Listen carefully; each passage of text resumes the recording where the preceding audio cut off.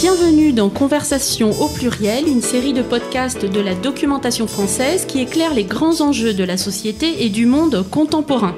Bonjour à toutes et à tous, ce podcast réalisé par la documentation française est animé par Patrice et Stéphanie. L'émission d'aujourd'hui est consacrée à l'État-providence. J'ai la rate qui se dilate, j'ai le foie qui est pas droit, j'ai le ventre qui se rentre, j'ai le pylore qui se colore, j'ai le gosier anémié, l'estomac bien trop bas et les côtes bien trop hautes, j'ai les hanches qui se démangent, j'ai l'épigastre qui s'encastre, l'abdomen qui se démène. Bonjour Julien Damon. Bonjour. Vous êtes professeur associé à Sciences Po, vous enseignez également à l'École nationale supérieure de sécurité sociale EN3S, qui n'est pas très connue du grand public, mais qui forme, si je ne me trompe pas, les cadres supérieurs de la sécurité sociale. Vous êtes aussi l'auteur de nombreux rapports, articles et ouvrages consacrés à la protection sociale et notamment publiés à la documentation française. La notion d'État-providence désigne au sens strict l'ensemble des interventions de l'État dans le domaine social qui vise à garantir un niveau minimum de bien-être à l'ensemble de la population, en particulier à travers un système étendu de protection sociale. Au Royaume-Uni et dans les pays anglophones, on parle de welfare state, État du bien-être. En Suède, du Folkhemmet, la maison du peuple. En Allemagne, de Sozialstaat, État social. Mais parle-t-on véritablement de la même chose ? Du fait de ces différentes appellations, les origines et les buts de l'État-providence sont très souvent mal compris. Alors Julien Damon, faisons un tout petit tour dans l'histoire avant de vous poser la première question. L'expression État-providence aurait été employée pour la première fois dans un sens péjoratif par le député Émile Ollivier en 1864, qui rejetait le développement de l'intervention de l'État jugé négatif, et qui l'opposait aux solidarités traditionnelles, familiales, communautaires et corporatistes. On sait que les premiers systèmes d'assurance sociale apparaissaient dans la seconde moitié du XIXe siècle, mais bien avant, dans la Rome antique et à la Renaissance dans les villes européennes, il existait déjà des formes de protection sociale. Pouvez-vous, Julien Damon, nous les rappeler rapidement ? L'État-providence, c'est vrai, est une notion assez péjorative au tout départ, critiquant le fait que l'État va s'impliquer de plus en plus pour nous aider à gérer les aléas de la vie. Et c'est pas quelque chose de très neuf, c'est même certainement quelque chose d'éternel, parce que la première des protections sociales, encore aujourd'hui, ça reste notre communauté, notre famille. Ceci dit, ce qui est important derrière l'idée d'État-providence, c'est quand même l'État, les pouvoirs publics, qui ont toujours bien moins auparavant qu'aujourd'hui, investi, organisé pour gérer ces aléas de la vie. Il y a plusieurs racines à la protection sociale. La première des racines est dite assistentielle, et ce sont les collectivités locales, qui est un terme moderne pour désigner ce qu'en France auparavant on appelait les paroisses, ou à Rome la ville. La ville s'organisait pour traiter du cas des indigents. Mais c'était pas l'Empire dans Rome, c'était non pas tout l'Empire romain, mais la seule ville de Rome qui pouvait agir.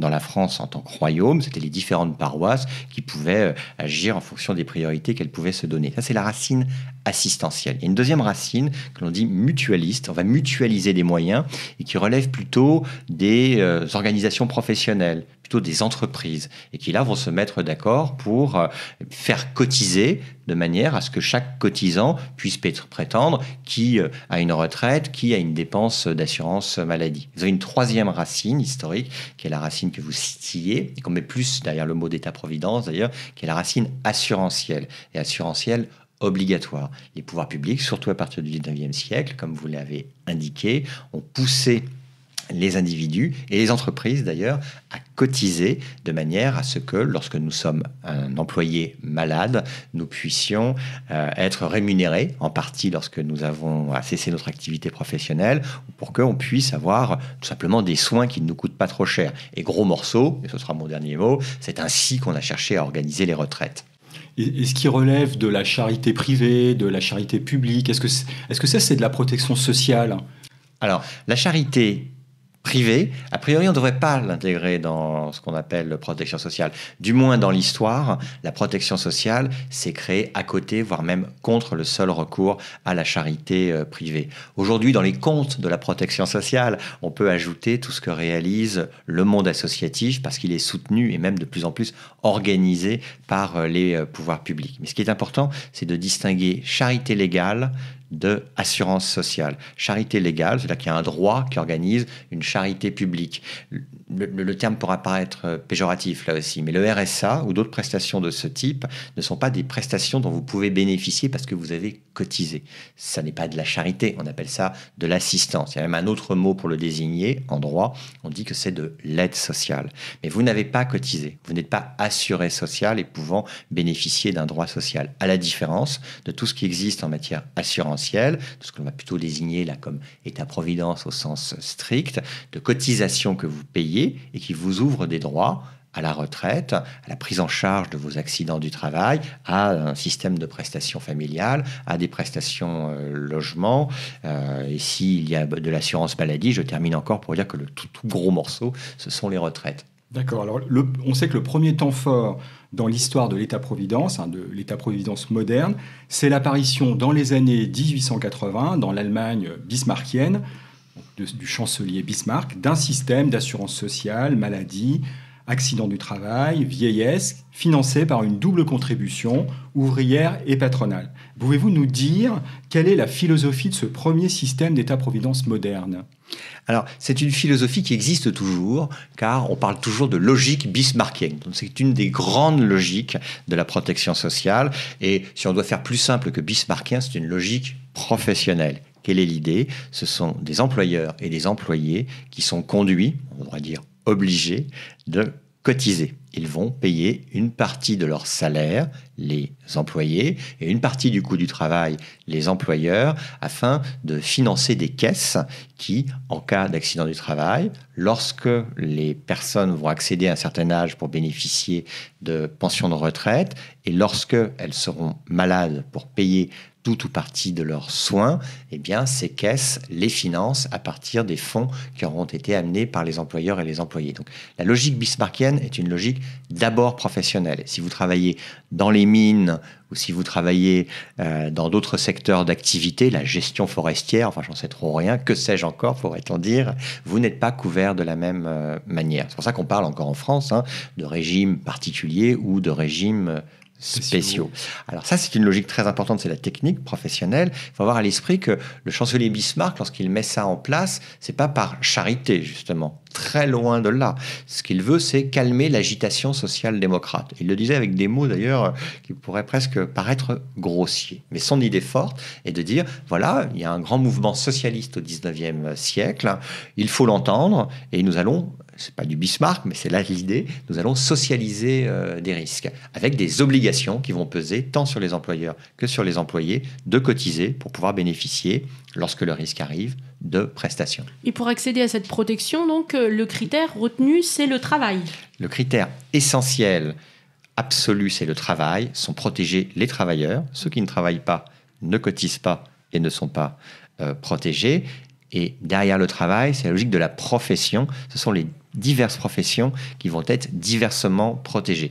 Pour tirer le fil avec le sujet français, c'est encore dans la logique du système français, dans ses racines bismarckiennes, il y a d'autres racines que d'avoir des couvertures professionnelles. Vous n'êtes pas couvert de la même manière selon que vous êtes dans le public ou dans le privé. Vous n'êtes pas couvert de la même manière selon que vous êtes salarié ou indépendant. Alors, il n'y a pas qu'en Allemagne qu'émerge un État-providence. Au Royaume-Uni, cette fois, au tout début du XXe siècle, un premier système étatisé d'assurance sociale est mis en place. Alors, par le Old Age Pension Act en 1906 et par le National Health Insurance de 1911.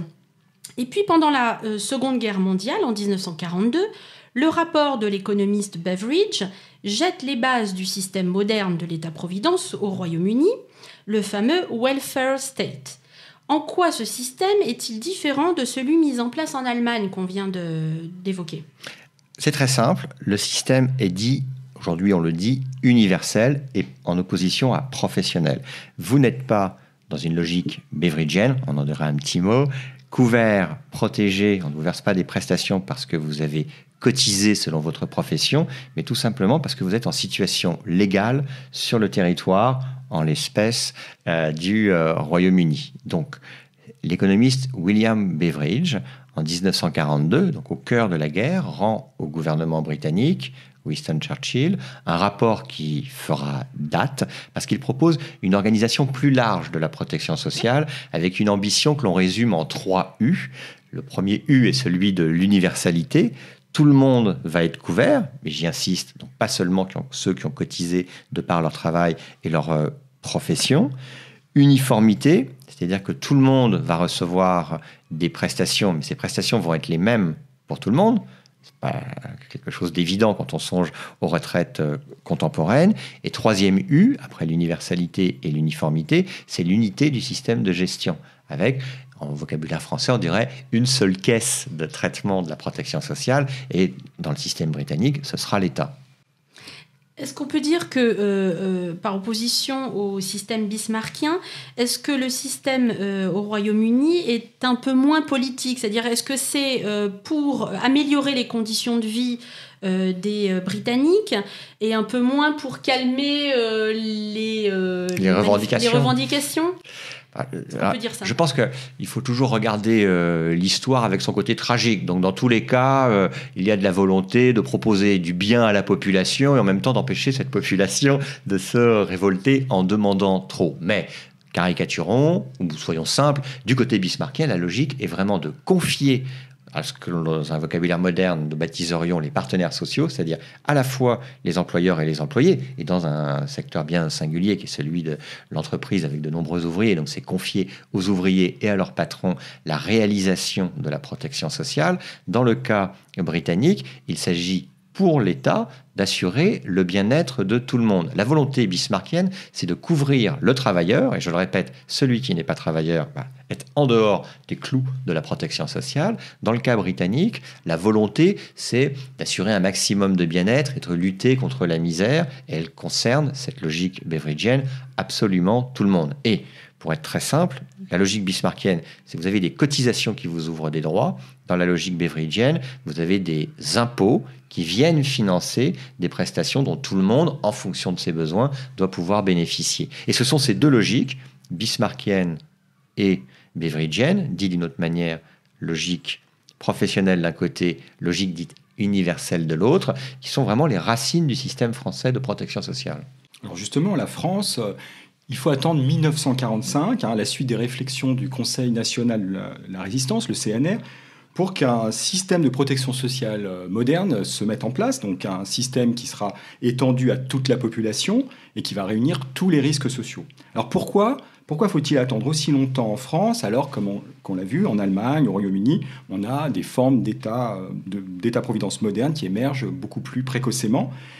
Et quelles sont les caractéristiques du système français par rapport à ces deux autres systèmes ? Alors, avant que vous ne répondiez, Julien Raymond, nous allons entendre un extrait d'un discours de Pierre Laroque, donc un des pères fondateurs de la sécurité sociale, aux côtés de Ambroise Croizat, donc un discours de 1944 à propos justement de la sécurité sociale.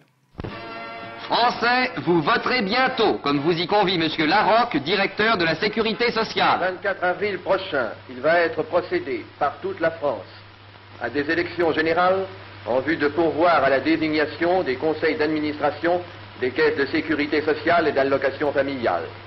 Ces caisses ont pour rôle de garantir des moyens d'existence à tous les travailleurs qui se trouvent privés de ressources par suite de maladies, de maternité, d'invalidité ou de vieillesse. Alors, il est bon d'entendre le père de la sécurité sociale, parce que il est vrai que de façon un peu souriante ou caustique, on peut le présenter comme le père de la sécurité sociale, mais vous l'avez présenté comme l'un des pères fondateurs, aux côtés de ce ministre communiste, ancien militant de la CGT, Ambroise Croizat, qui lui aussi a été la manœuvre dans l'après-guerre. Mais il y a une forme de célébration historique, tant de M. Laroque d'un côté que de M. Croizat de l'autre. Il y a un passé plus long de la protection sociale à la française.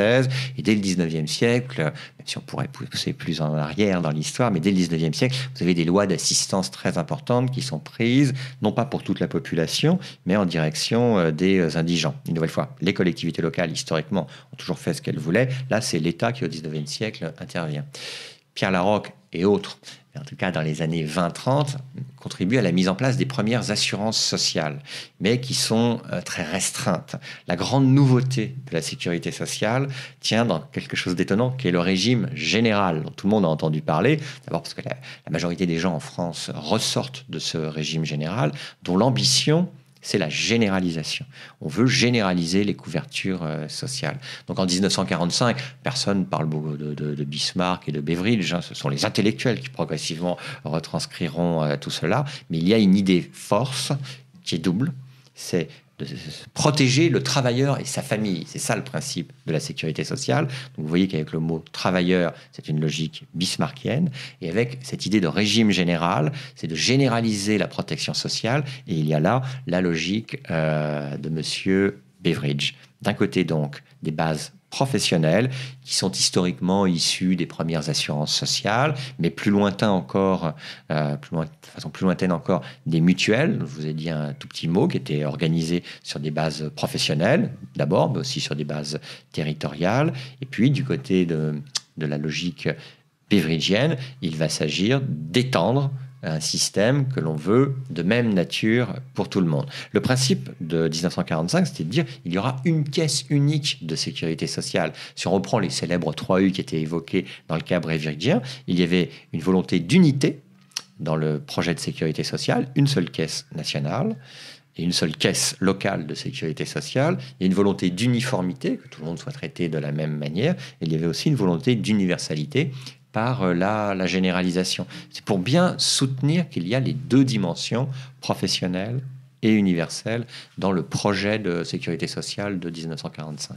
Et si je comprends bien, finalement, ce qui aura permis de vaincre les résistances, ce sont finalement les trois grandes crises du début du XXe siècle. Donc la crise de la Grande Guerre, la Seconde Guerre mondiale et puis la crise des années 30, la crise économique des années 30. Est-ce que ce sont ces trois grandes crises, ces trois événements majeurs qui vont permettre de vaincre les résistances qui, en France, empêchaient l'émergence d'un État-providence moderne? Oui, alors dans tous les pays européens, avec l'Allemagne en premier lieu, c'est les conséquences de l'industrialisation du 19e siècle aussi, qui cherche à être traitée par les pouvoirs publics. Il en va de grandes questions d'hygiène, de logement, de mortalité infantile dans des villes qui s'organisent tout à fait différemment. Donc il y a de nouveaux besoins par rapport à des sociétés rurales. Ensuite, il y a des idées. Il y a l'idée d'émancipation du prolétariat qui compte beaucoup et qui a été à la base de mouvements révolutionnaires un peu partout en Europe et de crainte, de l'autre côté, des pouvoirs publics en place. Et les grandes déflagrations, qu'elles soient guerrières, les deux conflits mondiaux, ou économiques, les années 30, ont conduit à la misère, à la destruction, et il a fallu rebâtir des projets collectifs. Ce que la France rétrospectivement présente comme tout ce qu'elle a voulu faire en 44-45, et cette rétrospective est assez vraie. Mais je pense qu'il ne faut pas avoir à l'esprit qu'elle était fondamentalement en retard par rapport aux autres, parce qu'on a là un nombril européen. Ce qu'il faut avoir à l'esprit, c'est que dans le monde entier, vous avez un noyau européen de la protection sociale. Elle naît véritablement sous ce nom, maintenant connoté un brin, péjorativement encore, d'État-providence, fin du 19e siècle jusqu'au milieu des années 40. À la suite du second conflit mondial, mais vous regardez une carte de la protection sociale dans le monde, elle naît véritablement au cœur de l'Europe et elle s'étend progressivement. Mais si vous regardez la protection sociale dans les années 30, par exemple, il y a bien des éléments de couverture de risque d'assurance maladie, des pensions de retraite en Allemagne, en France, en Belgique, si on va un peu plus loin, en Uruguay et en Nouvelle-Zélande, mais vous n'avez rien des États-Unis, vous n'avez rien dans tout le continent africain. Vous avez l'URSS, à l'inverse, qui, elle, avait développé de grands principes et de grands instruments de couverture des risques pour l'ensemble des citoyens et citoyennes socialistes. Je fais ce grand détour pour dire que c'est l'Europe qui a une place très singulière en matière de protection sociale. La France, sans être véritablement en retard, n'est pas érigée en modèle au tout départ, quand l'Allemagne et le Royaume-Uni, tout de même, ont donné les deux grandes idées essentielles du développement de la protection sociale. Alors, ces États-providence précurseurs, justement, donc en Europe, ont l'air de bien fonctionner pendant les 30 Glorieuses. Et bim, Dans les années 70, elle rencontre des difficultés grandissantes. On peut les imaginer, mais pourquoi, Julien Damon ? D'abord, c'est vrai que pendant les 30 Glorieuses, l'extension des systèmes de protection sociale et en France, l'extension de la sécurité sociale a accompagné des phénomènes très importants comme une certaine moyennisation de la société française, c'est-à-dire l'accès à la classe moyenne d'une grande partie de la population, a accompagné la continuité de son urbanisation, la continuation de son industrialisation, mais le choc économique des années 70 a fait que ce système qui repose sur le travail et qui suppose même le plein emploi pour pouvoir être parfaitement équilibré, le système, eh bien ce système ne fonctionne pas lorsque vous avez cette grave crise économique, qui avant une grave crise économique, est une grave crise du chômage. Mais la crise est plus profonde encore, et un des bons auteurs qui a évoqué cette crise de l'État-providence, le français Pierre Rosanvallon, dans un ouvrage majeur, qu'on peut relire encore pour son actualité aujourd'hui en 1981, en effet, présente les 3 crises de l'État-providence, qui sont une crise d'efficacité économique. Les déficits sont par nature problématiques. On peut imaginer par 1000 recettes magiques pour les combler aisément, surtout lorsqu'ils s'accumulent. C'est en effet des problématiques majeures. Vous avez une crise d'efficacité économique du système. Vous avez une crise financière parce qu'il n'est plus financé. Alors, la Sécu n'a jamais été connue pour de grandes années d'excédent. Très rapidement, dès les années 50, vous avez les premiers déficits. Mais à partir excusez-moi, Julien Damon. Donc, la crise du financement du système, elle vient donc avant la crise d'efficacité, selon vous ? Je pense que dans la logique de Rosanvallon, il y a 3 crises en même temps. Il y a une crise d'efficacité qui est le système ne semble plus aussi efficace que ce que l'on pouvait imaginer. Et on pourrait même dire que c'est une crise de terme plus moderne de soutenabilité, n'est plus soutenue par la population. Vous avez la crise financière qui fait que quand les cotisations rentrent moins et que les prestations augmentent, il est difficile d'avoir un équilibre financier. Et vous avez une crise de légitimité, vous avez une crise de philosophie du système. La Sécu a accompagné, et avec une vision positive dans l'opinion, les années d'expansion des 30 Glorieuses, et par la suite, la Sécu a été présentée à plus ou moins bon droit, comme un fardeau qui pèse sur la compétitivité des 3 entreprises. Donc, crise financière, crise d'efficacité et crise de légitimité sont le tiercé gagnant des problèmes de l'État-providence à la française. Problèmes qui sont toujours vrais aujourd'hui. Alors face à cette crise de l'État-providence, ces 3 crises de l'État-providence que décrit Pierre Rosanvallon, dans les années 80, les gouvernements mettent en œuvre de premières mesures visant à remédier aux problèmes de financement notamment. Alors pouvez-vous nous rappeler quelles sont ces mesures, ces premières mesures, et quelle est leur nature ? Alors, il y a quelque chose de simple à avoir à l'esprit quand on parle de protection sociale, et c'est assez simplissime même, c'est que la protection sociale, techniquement, est faite de recettes et de dépenses. Si vous avez un déséquilibre, vous pouvez jouer sur les 2 volets. Vous pouvez diminuer les dépenses, c'est-à-dire diminuer les prestations, diminuer les remboursements d'assurance maladie, diminuer les pensions de retraite ou les indexer sur autre chose que les salaires puis les prix. C'est plus technique, en tout cas les faire progresser de façon moins rapide que le coût de la vie. Donc, du côté des dépenses, vous pouvez tout à fait bricoler dans votre coin ou de façon très visible, faire des programmes de réforme très importants qui sont des formes d'économie. Et puis, vous pouvez augmenter les recettes. Augmenter les recettes, c'est augmenter les cotisations et augmenter aussi les taxes et impôts qui peuvent être affectés au financement du système.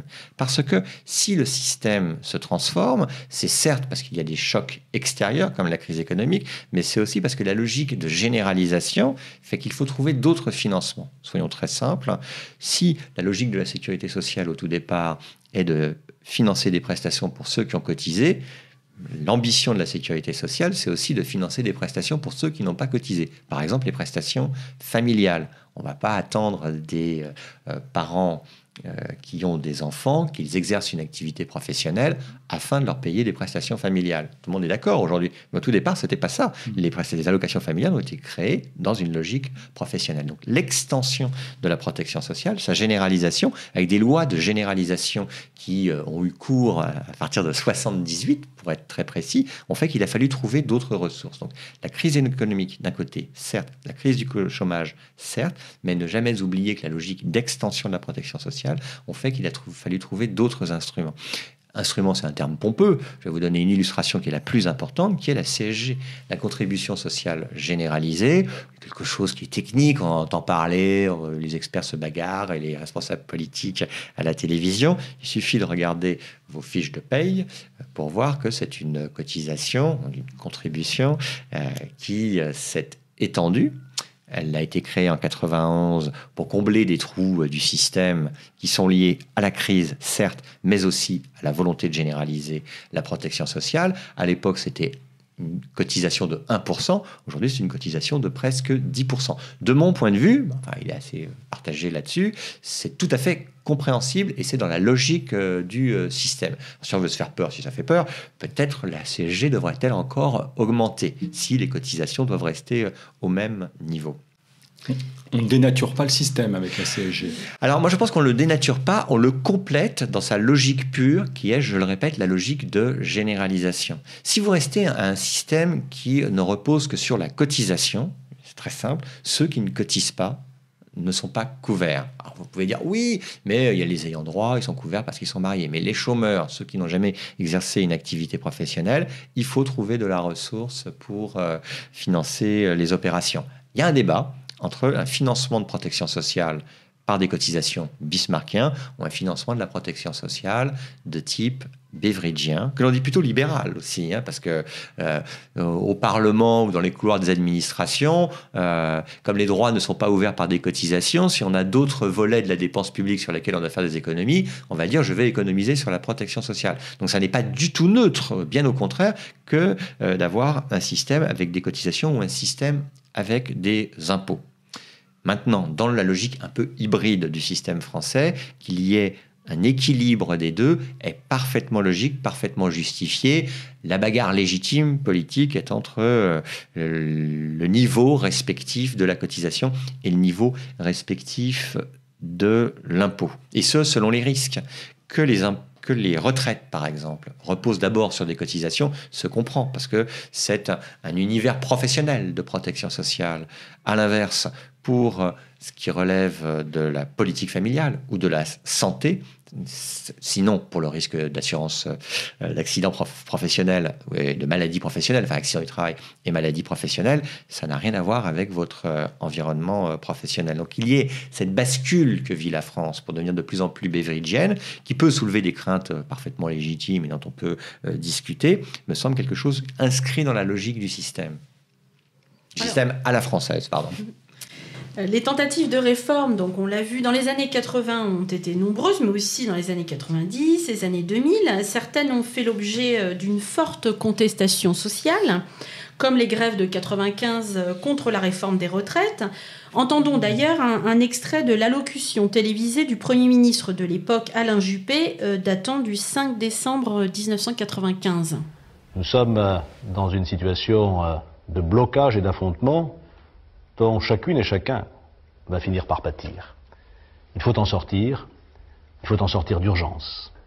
Et pour ma part, je souhaite de tout cœur que les choses s'apaisent.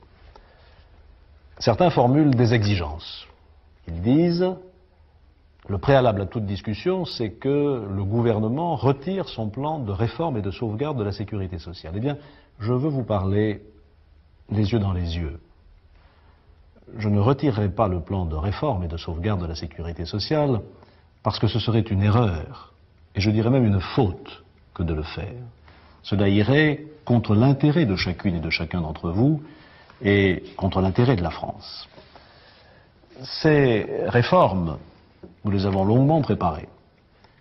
Et je crois aujourd'hui qu'elles sont à la fois urgentes et justes. Nous allons les faire dans la concertation.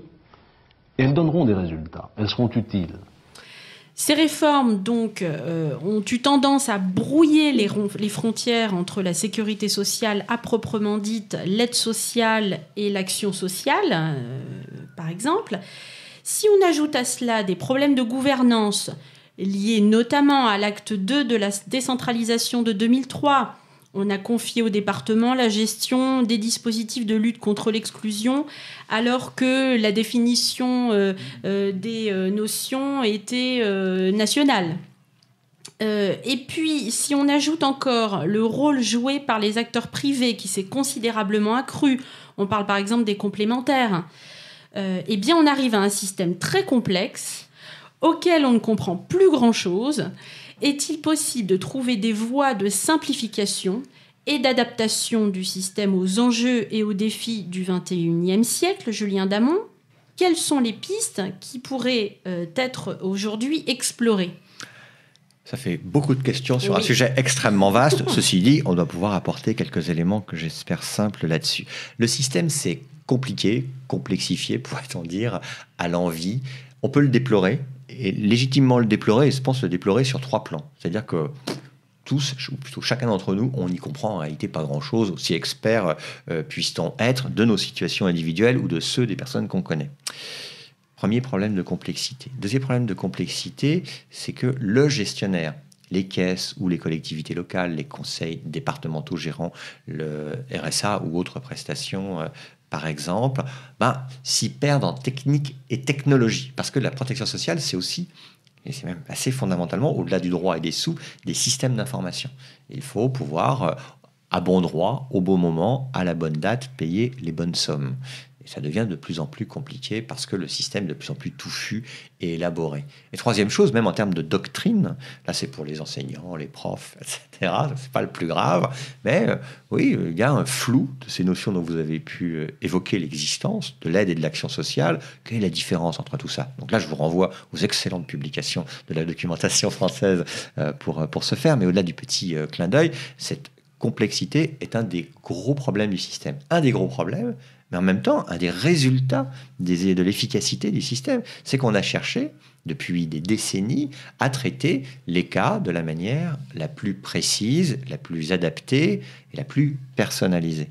On a voulu aller au-delà de l'uniformité du grand projet en cherchant à personnaliser de plus en plus le système, l'adapter à la situation. Il y a plein de débats philosophiques derrière tout ça. Faut-il que les prestations qui auparavant étaient versées à tout le monde parce que c'était plus simple, soient versées à ceux qui en ont le plus besoin? La réponse pourrait paraître immédiatement évidente. Et dire, mais oui, mais la grande question c'est qui sont ceux qui en ont le plus besoin? Et on a fait de plus en plus de prestations sous conditions de ressources et qui sont avec des niveaux de ressources prises en compte qui ne sont pas exactement les mêmes. On peut verser dans la complainte de la complexité en permanente, il faut apprendre à vivre avec. Il y a une image d'ailleurs qui est souvent faite dans le monde de la protection sociale, c'est de dire votre voiture, regardez, quand vous aviez une 2 chevaux, ou autre chose, une autre marque, vous pouviez à peu près comprendre le moteur. Voilà. Aujourd'hui, c'est totalement incompréhensible et il vous faut quelqu'un qui arrive avec une petite valise et qui branche son ordinateur pour que ça fonctionne. C'est la même chose pour la protection sociale. La grande question, c'est est-on satisfait du système?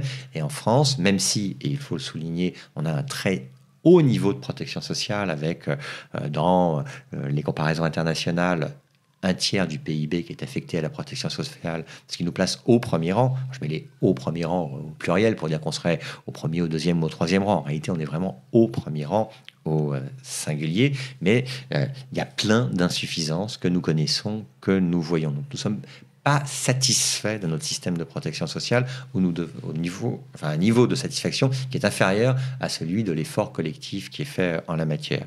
Donc beaucoup de complexité qui peut s'entendre, mais qui est aujourd'hui évidemment à digérer au sens culinaire et qui doit passer par des réformes importantes. Ces réformes importantes, on a évoqué plusieurs fois les 3 E, donc continuons si vous le voulez bien. On ne peut plus imaginer avoir un système uniforme. Donc il faut le personnaliser et chacun d'entre nous, on aspire à, en termes d'assurance maladie, être pris en compte en fonction de nos spécificités, de prendre en compte aussi la spécificité de nos trajectoires familiales qui ne sont plus les mêmes qu'en 1945, spécificité de nos trajectoires professionnelles lorsqu'il faudra calculer nos retraites. Donc on aspire à un système qui n'a rien d'uniforme mais qui est personnaliser. Plus on personnalise, plus c'est compliqué. On veut un système aussi qui soit plus préventif, qui ne soit pas seulement là pour réagir aux événements de la vie. Et la médecine, d'ailleurs, elle-même s'est parfaitement transformée. La médecine de 1945, c'est une médecine de cow-boy. Hein. Il n'y a presque pas d'antibiotiques à l'époque. Aujourd'hui, vous avez, je dis aujourd'hui, chaque semaine, une nouvelle molécule qui peut sauver la vie des gens, mais qui coûte une fortune. Peut-être les laboratoires, les factures-t-ils trop cher? C'est pas tant le sujet ici. Mais la révolution technologique accompagne la révolution de la protection sociale. Donc, vous voyez, on veut quelque chose de davantage personnalisé, de plus préventif, qui fonctionne aussi plus sur une logique de partage des données aussi. Auparavant, en 1945, il y avait peu d'informatique, ça n'existait pas, les smartphones, il faut le rappeler à nos plus jeunes auditeurs. Mais au-delà du petit clin d'œil une nouvelle fois, la protection sociale, ça a été aussi une grande informatisation de la donnée, et sont aujourd'hui les plus grandes bases de données qui existent dans le monde entier, et en France en particulier. Et ce qui sauve des vies, c'est de partager les données. Donc ces idées de partage des données, de prévention...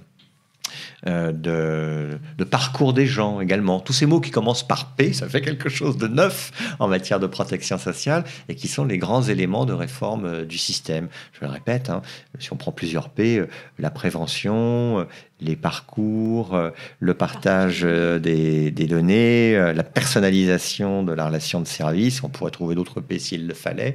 Ce sont les nouveaux horizons et les nouveaux paris des systèmes de protection sociale. Donc au-delà de ces progrès technologiques qui permettraient d'imaginer un État-providence du XXIe siècle, donc j'imagine que l'intelligence artificielle aurait un rôle important à jouer dans ce... Alors, l'intelligence artificielle, il faudra que vous fassiez un podcast spécialisé sur le sujet pour voir exactement de quoi il en retourne. Mais de fait, la gestion par des algorithmes de plus en plus puissants de bases de données de plus en plus complètes qui vont de notre génome à la possibilité de savoir tout ce qui s'est passé dans notre existence. Donc, côté Big Brother 1984, d'un côté, si on le regarde avec un certain œil, mais si on regarde avec un autre œil, capacité une nouvelle fois de sauver des vies et de s'adapter à la donnée près, au gène près, à exactement ce qui peut vous arriver en matière de maladie, ce sont les horizons techniques de la protection sociale. Je pense qu'il ne faut pas mythifier l'intelligence artificielle seule, mais c'est vrai que nous n'aurons plus une protection sociale qui fonctionnera entre le colloque singulier d'un médecin et d'un patient, entre un expert qui lui aussi est confronté à la complexité du système et vous aurez un troisième intermédiaire qui est notre ordinateur, notre smartphone ou chez nous, et de plus en plus, nous passerons par un colloque à trois entre la donnée, l'expert et nous-mêmes, sachant que nous-mêmes on sera de plus en plus experts de notre au moins dans notre santé. Mais ce volet personnalisation est vraiment le volet essentiel des évolutions du système.